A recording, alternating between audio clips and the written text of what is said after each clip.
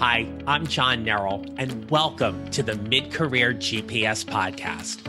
If you're feeling stuck in your career and overwhelmed by what steps to take, I can help you. As an executive and career transition coach, I help my clients prepare, position, and promote who they are and what they do to show up and find a job they love or love the job they have. It's time to start building your mid-career GPS. So let's get started.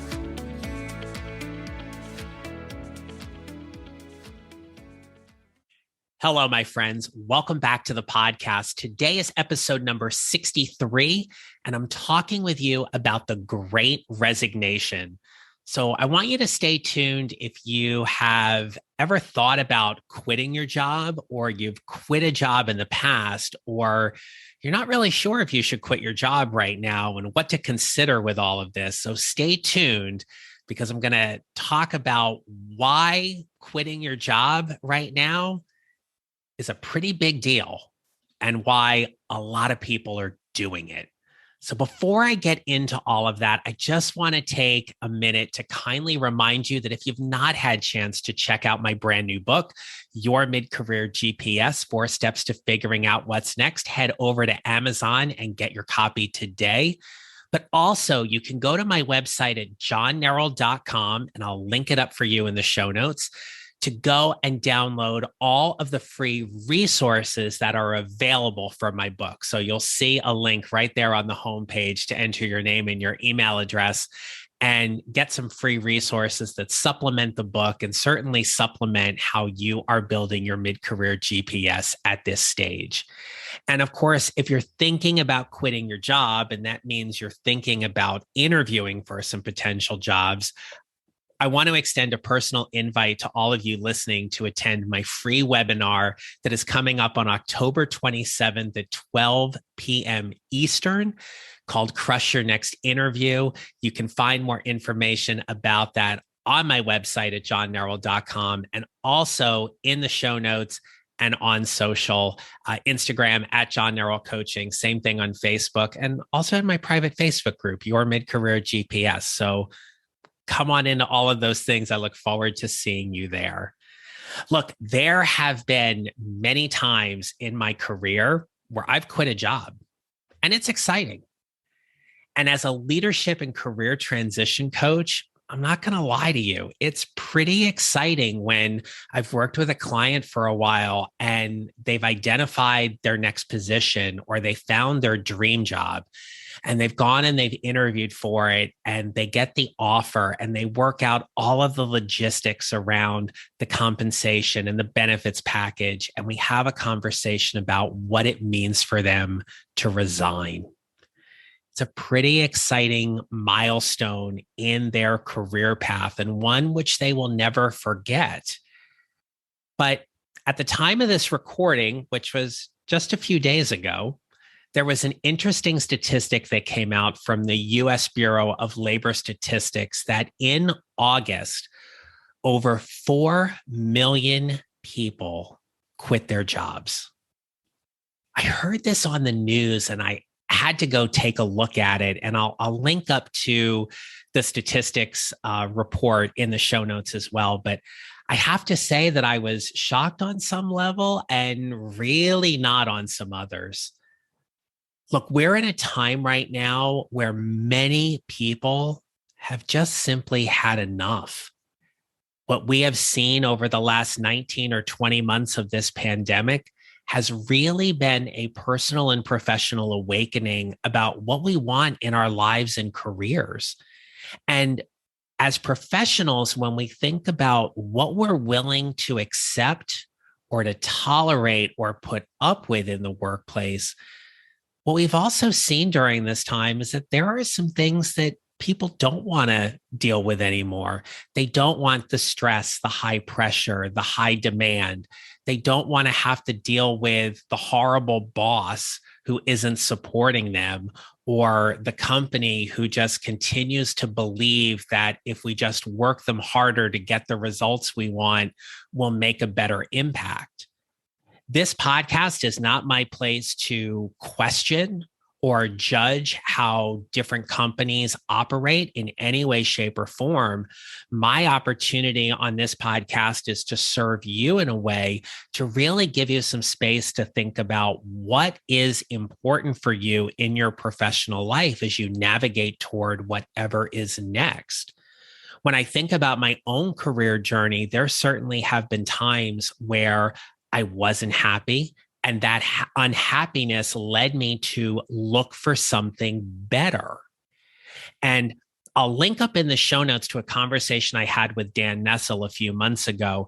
We can chase titles, we can chase better positions. It doesn't always mean that the grass is greener on the other side. One of the things I loved about my conversation with Dan was an opportunity to really pause and reflect about what it is that we want in our career. And right now, as we get ready to wind down 2021 and year 2 of this pandemic, it really has been this kind of awakening. Just last week, over 10,000 workers for John Deere went on strike. People at Kellogg's also went on strike. And what they're going on strike about is better working conditions, a balanced workday, better pay.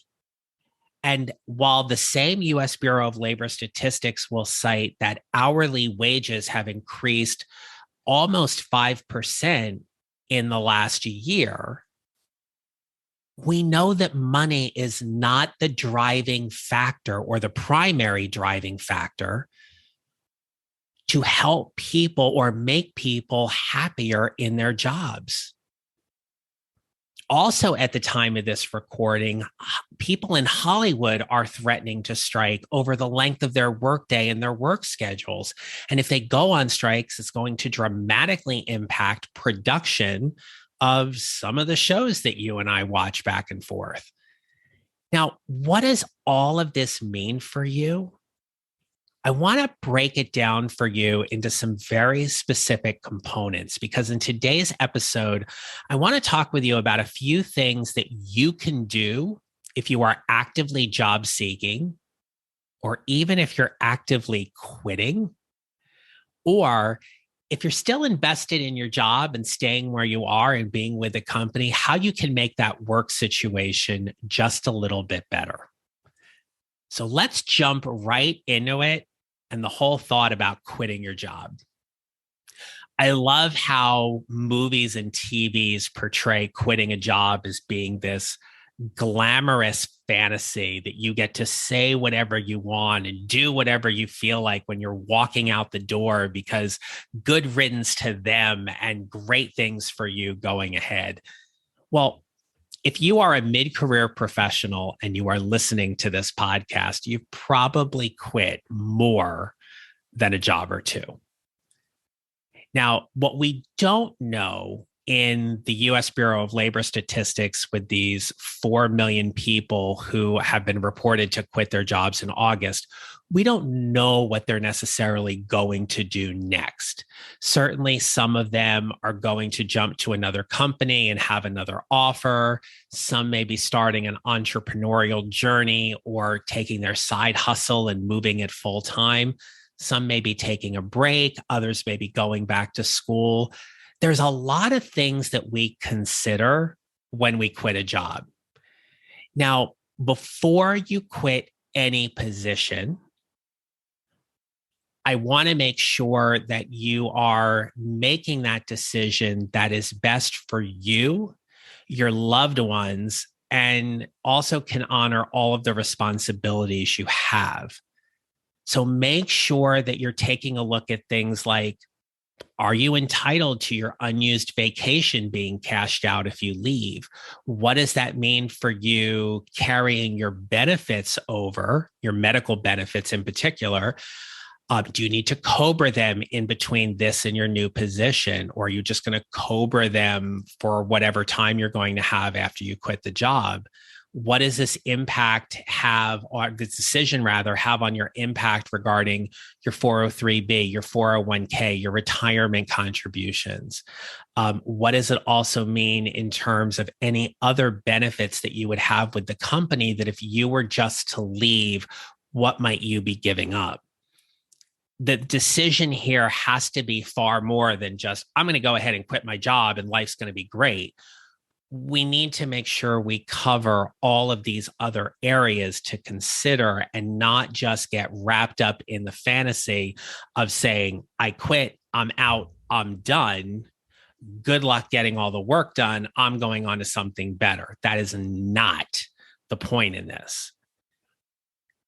We have to figure all of those things out. And what I like to say is that when we exit a position, and in this case, when we're quitting a job, right, we want to do so professionally and gracefully. And by that, I mean, you never want to say or do anything that you're going to regret.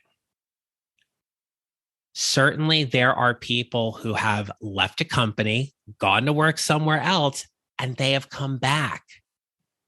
You never want to burn a bridge, because if the opportunity exists for you to come back into that organization in a new role or in a better title or with more money, whatever that may be, you want to make sure that you never burn that bridge and the professionalism is always maintained at a high level. Now, certainly, if you are leaving your position in the organization, human resources may invite you to an exit interview. And at that point, I get a lot of questions from people, and I work with my clients on this as well, around how do you handle the exit interview? They will ask you a series of questions, and you will try to figure out how to best answer those. And I don't really have any blanket type answers for how you should handle your specific situation other than this. You know your company's climate and culture. You may or may not have a relationship with human resources. You may wonder how much you can trust them in terms of what you're going to share around questions they're going to ask. But I will say this, if you believe that there is something you can share or communicate that is going to help the company in some way, maybe make a situation better or improve a certain working condition, and you believe in your core values that it is important for you to share, then what I would say to you is to honor that. Honor that in a way that you come from, as always, what we talk about on this podcast, from a place of value and service to help that organization improve things so they don't continue to lose good talent. And certainly when you are interviewing and you get that question about why are you leaving your current position, or why do you want to leave your current position, always be mindful about how you tell your story.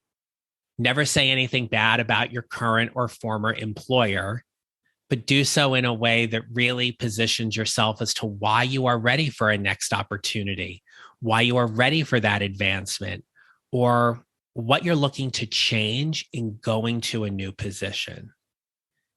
Look, I have quit more than my fair share of jobs and have navigated into something else. And I have had plenty of exit interviews in the process of it. And I have always looked at leaving one job as closing a chapter in my career story and starting to pen the next one. I've never burned a bridge wherever I have worked. And I am proud of that, because who knows what happens when they may come back and say, hey, John, do you want to come back and work for us?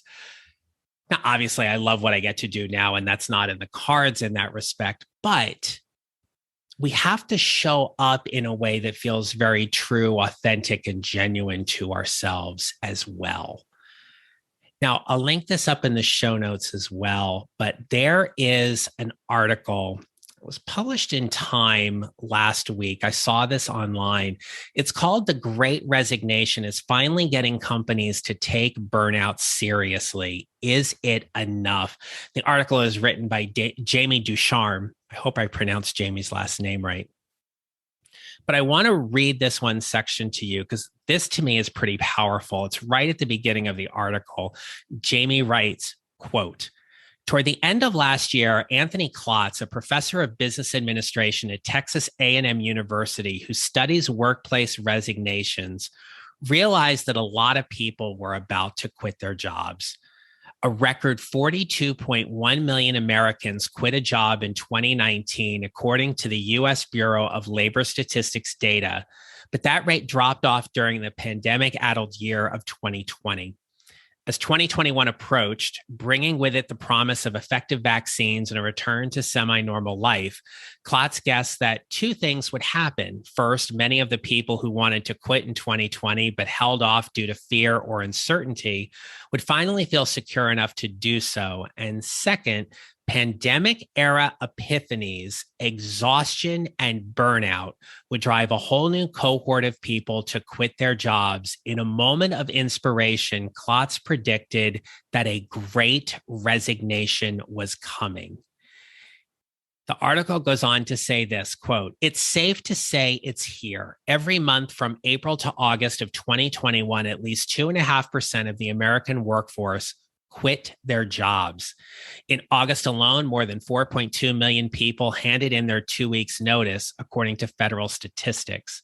And so far, 2021 quit levels are about 10 to 15% higher than they were in record-setting 2019 by Klotz's calculations." It's an interesting article. I invite you to definitely check the show notes and read the rest of it. But when we think about what this great resignation looks like, there's some interesting predictions as to the culture and the tenor about what's going on. As an employee, as a leader within your company, whatever role you have, it is your responsibility to have your finger on the pulse about where your individual career is headed and what's in store for you. So if you think that a layoff is coming, or there may be some downsizing and you're not sure if your job is secure enough or that they're going to keep you in some capacity, you need to try to have your finger on the pulse of that as best as possible. And if anything, may want to get ahead of that so you are not looking at a gap in terms of being without a job and not having a paycheck and all those kind of things. So when we think about this great resignation, I want to spend a couple minutes with you right now and talk about what it means from the job seeker's lens. So when you think about actively looking for that new job and talking to people about why you are considering leaving your current position, I want you to consider communicating what your investment is going to be to that new company. Remember, in this interview dance, if you will, you're building a relationship with the hiring manager. And in doing so, what happens here is that they want to feel really good in their decision that by hiring you, you're not going to leave in a few months. Now, they have no control over that, but there still needs to be a good feeling about making a desirable hire. So how do you communicate your investment in the company? How will you ask certain questions that are going to help you get the information you need about the issues or concerns that are important to you in moving to a new job? Maybe it's about work-life balance. Maybe it's about the kind of time off you're going to get or flexible hours. I remember a leader in a company I worked with got so annoyed one time when when a potential candidate had questioned an employee that was interviewing them about work-life balance. And the person was just like, well, why are they asking about work-life balance? Where'd they get that idea from? Well, you can look at different sources online, Glassdoor in particular, and you can see what's being written about the company. Now, let me just say that I treat Glassdoor much like I treat Yelp. Look, there's some truth there, and there's some people just wanting to rake a company over the coals. Somewhere in there, there's truth. We want to be careful about certain exaggerations and such, because obviously, if you can find out from somebody who works there, you may get a better sense of what that company culture and climate is like. But if you're actively job seeking right now, the question also becomes is how do you position yourself more strategically in the workplace, given what you know what it is you want and you need, and also from the company side as well. How do you strategically position yourself as an excellent hire based on your skill set and your talents, but also everything else that you bring to the position? And there are a lot of you out there who are actively searching for jobs and may be frustrated in your job search right now. You may be hearing all this information and saying, well, if 4 million people are quitting their jobs, I just want one of them. Why can't I have one of those jobs? Well, it depends on the industry. It depends on the company. It depends on the location. There's a lot of factors here to be considered, but let's acknowledge that companies are having a hard time filling positions right now, and job seekers are having a hard time getting offers for those positions. When companies are short-staffed, they take more time to fill those positions. So my guidance for you here, or my advice, if you will, for you to consider is be part of the solution, right? Don't be part of the problem when you're trying to go into a new company. Being part of the solution means your thoughts are clean, your thoughts are clear about the value you're bringing to this new company and how you're going to help them. If a company is taking longer than expected under your terms to get back to you, keep looking. You can't control them in terms of when they're going to get back to you. The only thing you have control over, and this is the reality here, is it's a numbers game. It's a numbers game based upon who are you connecting with, how many jobs you're applying to, how many interviews you're getting, and then how many offers you ultimately get. So we've talked about if you're quitting. We've talked about if you're job seeking. I want to take a couple minutes and talk to you if you're currently employed. You're hearing all of these things today about the Great Resignation. And look, we as human beings naturally think about or fantasize what something else may look like: a different job, a different title, a different organization, a different pay grade, whatever those things may be. When you are currently employed, I want you to think about your investment. Where or how much is your investment in you staying with that company? And if that investment is worth it for you to continue staying, what are you witnessing or hearing or experiencing about what's going on at work that you might be able to push a conversation around to make things a little bit better? Obviously, if everything's great where you are, don't have to do anything with this, right? But usually people find something to either increase morale or make the workday a little bit better or easier. So in thinking about that, I want you to be tactical. And by tactical, meaning come from a place of evidence where you can propose a suggestion or an idea that may help make your workday, your company climate a little bit better. And in doing that, I want to remind you to be very careful about exaggerating information. Here's what I mean by that. Think about the person who goes to their boss and says, everybody is frustrated. They're tired of working all these long hours. Everybody is going to quit. Really? When? And if everybody's going to quit, my guess is that there probably was a secret lottery pool that they didn't know about, and they all won, and they've kept it quiet, and they're all walking away with multiple millions of dollars, and they're all going to quit at once, because the last I checked, not everybody, quote unquote, is going to quit and not have a worry about making their rent or their mortgage payment or putting food on the table. So we need to be clear about the messaging we communicate. Everyone's unhappy. How many people did you talk to? Everyone is angry. How many people are we talking about?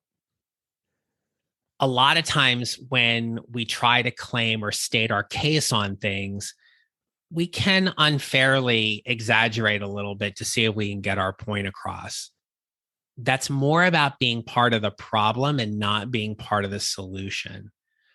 Look, I'm not saying betray confidences or anything like that, but imagine going to your supervisor or your boss in some way and say, hey, a bunch of us were talking. And by a bunch of us, I mean 4 or 5 of us. And we're really unhappy with this. Would you be willing to have a conversation on how we might be able to make that better? It's things like that in terms of being a little more tactical and a little more strategic is for me around the work that I get to do around how we show up. And showing up in these ways doesn't mean that you get whatever it is that you want.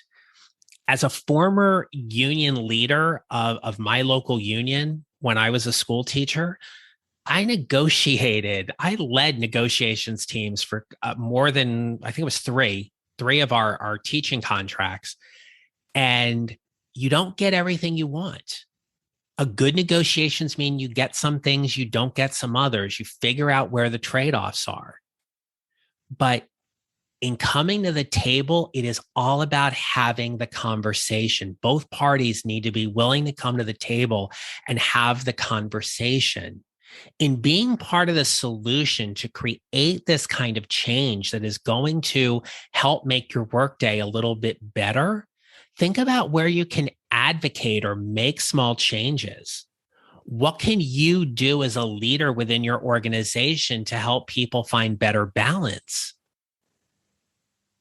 There's so many different things that can be done. It really is an exercise in being uber creative around how to make these things better and to make them better across the board, not just for the loudest person who's screaming and yelling or throwing a temper tantrum because they're not getting to leave an hour early on a Friday just because they want to. We have to figure these things out. And this is where having these kind of intentional conversations really are individual and group and company wide. And I do want to share with you this piece. Being open to these types of conversations and at times giving a little is not enabling somebody. We need to be careful of this. It's not about enabling people that they can just get a pass, right? At the end of the day, this is still a job. You have a responsibility, you have deliverables, these are met, you have met the satisfactory agreements of the position, and you get paid for it. What companies owe you is they owe you a paycheck at the bare minimum, and all of the legal laws that are included in terms of safe working conditions and things like that. As an employee, You have to do the work. All of the other things are things that we do to help make things a little bit better at work. We do spend a lot of time at work. And right now, for those of you who are still working remotely and working from home or working from a place other than your official work site, you're juggling a lot. It's not easy. You might be a little more accustomed to it. But now, as we start looking at November and December and saying goodbye to 2021 and into 2022, we get to have some conversations about what an ideal working situation looks like. And so, if anything, today, as I share with you some thoughts around this great resignation, is that we are ultimately responsible for our careers. We will always do what we feel is best. We will honor the obligations, responsibilities, and commitments that we have to meet our bills and take care of our families and our loved ones as best as possible. And at the end of the day, we do have a right to be happy in our work. We have a right to be fulfilled and satisfied, to be challenged and motivated. What I take away from this whole conversation about the Great Resignation is that people understandably want a little more. They want to be a little more happy. They want to be a little more satisfied and more challenged, and they want more opportunities. And there's nothing wrong with wanting more pay. It's okay to want a little more. Let's just be clear about what that little more is. And let me help you build a GPS to help you get there. So look, if you're unhappy in your job, if you're considering quitting, you're trying to figure out all those steps to help navigate toward whatever is next, and you look at it and you're super overwhelmed, drop me an email. Happy to hop on a quick call with you to figure out what's going on. Let's have a get to know you call, see what's going on, no pressure. And if you're interested in learning a little bit more about how I can help you, we can talk about that too. But let's just take some time to get to know each other a little bit and see what's going on and figure all this out, because that's why we're here. We are here to figure out whatever these next steps are. So my friends, remember, we build our GPSs 1 mile or 1 step at a time, and how we show up matters. So if you like today's podcast, do me a favor, share it, tell somebody about it, check out my book, check out my website. I'll see you on social. And until next time, make it a great rest of your day. Talk to you later. Bye. If you enjoyed today's episode and don't want to miss another one, follow on Apple Podcasts or wherever you usually listen, and kindly remember to rate and review. Visit johnnarroll.com to download your free job search tracker and other free mid-career GPS resources right there on my homepage so you can start building your mid-career GPS. Come join my private Facebook group at Your Mid-Career GPS and join an amazing community of people like you who are all working to figure out whatever is next for themselves and their careers. And don't forget to connect with me on LinkedIn and follow me on social at John Narroll Coaching. I'll see you next time.